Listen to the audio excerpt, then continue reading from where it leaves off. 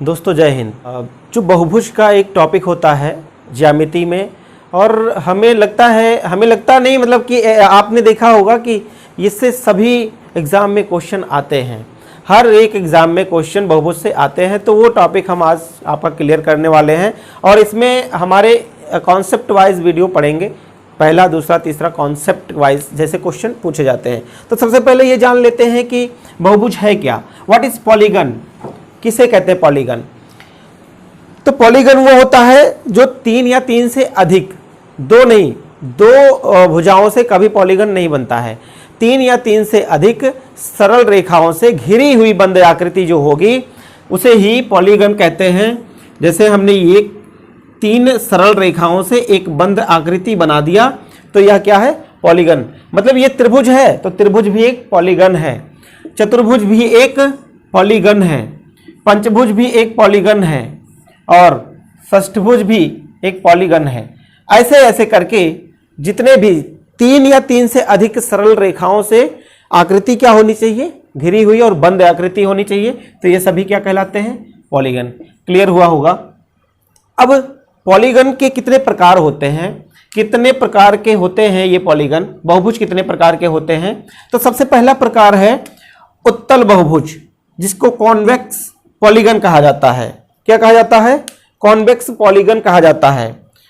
और इसका जो कैरेक्टरिस्टिक है ये क्या है कि किसी भी कोण का मान अगर 180 अंश से कम हो, किसी पॉलीगन में किसी एक कोण का मान 180 अंश से कम हो तो वह कौन सा पॉलीगन कहलाता है, उत्तल पॉलीगन, या उसको उत्तल बहुभुज कहा जाता है, कॉन्वेक्स पॉलीगन कहा जाता है। तो देखिएगा, एक हम यहां आकृति बना रहे हैं इस तरह से।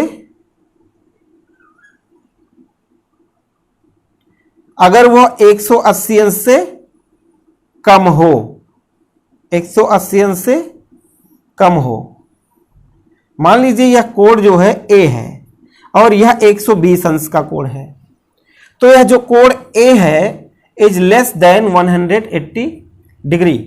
तो यह जो कोण होगा वो कौन सा कोण होगा, और ये पूरा बहुभुज होगा, कौन सा बहुभुज होगा, वह बहुभुज होगा उत्तल बहुभुज। ठीक है। इस तरह से आपको एक यहां पर एक परिभाषा मिली है जिसमें आपको पता चलता है कि अगर किसी बहुभुज का एक कोण 180 अंश से कम हो, किसी बहुभुज का एक कोण 180 अंश से कम हो तो उसे उत्तल बहुभुज कहा जाता है। चलिए आते हैं अवतल बहुभुज में। अवतल बहुभुज किसे कहा जाता है, इसका रिवर्स होगा कि अगर किसी बहुभुज का एक कोण 180 अंश से अधिक हो, क्या हो, एक कोण 180 अंश से अधिक हो तो उसे क्या कहा जाता है, अवतल बहुभुज कहा जाता है। इस तरह से अगर बना रहे, ये कोण जो होगा, यह कोण 180 से ज्यादा होगा, मान लीजिए कि यह कोण 185 या 190 मान लेते हैं। ठीक है, 190 185 मतलब 180 से बड़ा होना चाहिए। तो वह कौन सा होता है, अगर इस कोण का नाम हम ए रख देते हैं तो a is greater than 180, this is called concave polygon. Okay, अवतल बहुभुज कहा जाएगा इस तरह से। और जहां से बहुत ज्यादा क्वेश्चन पूछे जाते हैं, आपको सादा क्वेश्चन बनने की जो संभावनाएं होती हैं वो रेगुलर पॉलीगन से होती हैं, सम बहुभुज से होती हैं।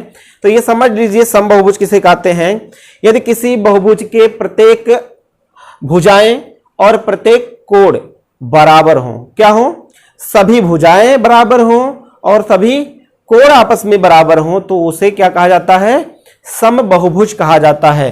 जैसे मान लीजिए अगर एक समबाहु त्रिभुज है और इसकी सभी भुजाएं बराबर हैं और सभी कोण भी बराबर हैं तो यह क्या है, यह एक समबहुभुज है।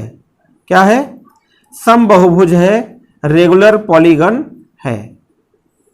ठीक, तो एक बात समझ में आ गई होगी कि जब किसी बहुभुज के सभी भुजाएं और सभी कोण आपस में बराबर होते हैं तब उसे रेगुलर पॉलीगन कहते हैं, समबहुभुज कहते हैं। ये चीजें अब क्लियर हुई होंगी। अब यहां से क्वेश्चन कैसे आते हैं, कॉन्सेप्ट कैसे बनते हैं, किस कॉन्सेप्ट पर क्वेश्चन आता है वो हम लोग देखेंगे। तो देखिए सबसे पहला कॉन्सेप्ट क्या आता है, बहुभुज के अंतःकोणों का योगफल पूछा जाता है। क्या पूछा जाता है? बहुभुज के अंतःकोणों का योगफल पूछा जाता है। यहां से हर एग्जाम में क्वेश्चन बनते ही बनते हैं। पूछा जाएगा कि किसी पंचभुज के सभी अंतःकोणों का योगफल क्या होगा। तो इस कॉन्सेप्ट को समझ लीजिए, कभी भी आपका क्वेश्चन गलत नहीं होगा।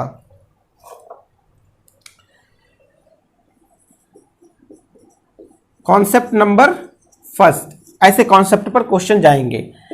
क्या है कॉन्सेप्ट नंबर फर्स्ट? किसी बहुभुज के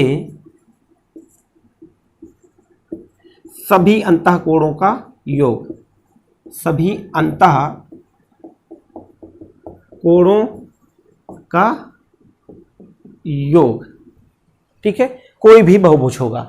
तो एक बात आप समझ लीजिए कि कैसे अंतःकोणों का योग हम निकालते हैं। कोई भी बहुभुज ले लेते हैं तो सबसे पहले हम एक कॉन्सेप्ट जानते हैं, एक प्रमेय हमने पढ़ा है कि किसी भी त्रिभुज के सभी अंतःकोणों का योग क्या होता है? सभी अंतःकोणों का योग 180 अंश होता है। इस कॉन्सेप्ट को आप सभी जानते हैं और इसी से हम एक फॉर्मूला ड्राइव करेंगे। चलिए देखते हैं। अगर यह एक पॉलीगन है, ठीक है, हम वर्ग ले लेते हैं क्योंकि हमें समबहुभुज ही लेना है, या यहां किसी समबहुभुज के लिए नहीं, किसी भी बहुभुज के लिए है। ये कॉन्सेप्ट जो है किसी केवल समबहुभुज के लिए नहीं है, ये सभी बहुभुज के लिए होगा। तो यहां पर कोई जरूरी नहीं है, कोई भी हम ले लेते हैं। तो चलिए पहले ही वर्ग ले लेते हैं। अब यहां देखते हैं कि एक त्रिभुज के सभी अंतःकोणों का योग 180 अंश होगा, तो इसको त्रिभुज इसमें कितने बनेंगे? हाँ, ध्यान रहे कि इसमें जो त्रिभुज बनाने हैं वो त्रिभुज ऐसे बनाने हैं कि एक लाइन कभी दूसरी लाइन को इंटरसेक्ट नहीं करें। चाहे हम यहां से इसको मिला दें तब भी ये दो त्रिभुजों में बट जाएगा, और या यहां से यहां तक एक ही काम करना है, एक ही करना है, क्योंकि यहां से खींचेंगे तो ये इंटरसेक्ट हो जाएगा। तो ऐसे नहीं लेना है, विदाउट इंटरसेक्टिंग लाइन के इंटरसेक्ट करती हुई कोई लाइन नहीं होनी चाहिए। इस तरह से हम त्रिभुज को काउंट कर लेंगे। तो यहां पर जो त्रिभुजों की संख्या होगी, अगर इस बहुभुज को कहें तो इसमें भुजाएं कितनी हैं भाई? भुजाएं तो 4 हैं, और इसमें जो त्रिभुज की संख्या बनेगी, ट्रायंगल बनेगी, वो बन रही है कितनी? 2। अगर हम इस तरह से पंचभुज को भी ले लेते हैं, पंचभुज को ले लेते हैं एक, तो यहां से कितने त्रिभुज बनेंगे? इसको मिलाएंगे और इसको मिलाएंगे, और कहीं से जैसे ही भी हम किसी वर्टेक्स को मिलाएंगे, जैसे किसी शीर्ष को मिलाएंगे, तो वहां पर काट देंगे, एक दूसरे को काट देंगे। तो यहां पर जो भुजाएं हैं वो कितनी होंगी? 5, और त्रिभुजों की संख्या कितनी होगी? 1, 2 और 3। 1, 2 और 3, तो यहां पर 3 त्रिभुज होगा। तो यहां पर हम लिख लेते हैं त्रिभुजों की संख्या 3। ऐसे हम एक षष्ठभुज बना लेते हैं, और फिर उसमें देखते हैं कि एक शीर्ष से कितने त्रिभुज खींचे जा सकते हैं। किसी एक शीर्ष से ही खींचेंगे, ध्यान रहे, किसी एक शीर्ष से ही खींचेंगे, अलग अलग शीर्षों से नहीं खींचेंगे। एक शीर्ष से जब खींचेंगे तो हमें सारी चीजें पता चल जाएंगी। 1, 2, 3, 4, यहां भुजाओं की संख्या कितनी है? 6 है, और त्रिभुजों की संख्या कितनी है? 4 है। ये पूरी चीज जब इसका हम थोड़ा ऑब्जर्वेशन करते हैं, इसको ध्यान देते हैं, तो यहां एक बात हमको देखने को मिल रही है। जो भुजाएं 4 हैं तो त्रिभुजों की संख्या 2 आ रही है। मतलब कि जो डिफरेंस है दोनों के बीच में वो किसका है? 2 का डिफरेंस है। 5 है तो 3 आ रही है, मतलब डिफरेंस कितने का है? 2 का है। 6 है तो 4 आ रही है, डिफरेंस कितने का है? 2 का है। ऐसे ही अगर हम यहां समझ लें कि भुजाओं की संख्या n है, कितनी है? कोई बहुभुज है n भुजाओं वाली, भुजाओं वाला बहुभुज है तो उसमें त्रिभुजों की संख्या क्या होगी, क्योंकि डिफरेंस 2 का आ रहा है तो हम यहां भी डिफरेंस 2 का लेकर के और त्रिभुजों की संख्या निकाल लेंगे। अभी तो हमारा त्रिभुजों की संख्या निकला है, अभी अंतःकोणों का योगफल नहीं निकला है, लेकिन जैसे ही त्रिभुजों की संख्या निकल जाता है हम कोरिलेट कर देते हैं इस थ्योरम से। तो देखिए कैसे थ्योरम, अगर वह 4 भुजाओं वाला है, वह बहुभुज क्या है, चतुर्भुज है, तो हम क्या कहेंगे, उसमें उसके सभी अंतःकोणों का योग कितना होगा, तो अंतःकोणों का योग होगा जितने त्रिभुज, तो त्रिभुजों की संख्या 2 और गुणा 180 अंश, क्योंकि सभी का 180 अंश होता है, तो इस तरह से आपको मिल जाएगा 360 अंश। तो एक कोई बहुभुज है जिसमें भुजाओं की संख्या 4 है, तो इसके सभी अंतःकोणों का योगफल कितना होगा, 360 अंश। ठीक है, अगर भुजाओं की संख्या 5 है, देखिए ध्यान रहे ये भुजाएं हम लिख रहे हैं,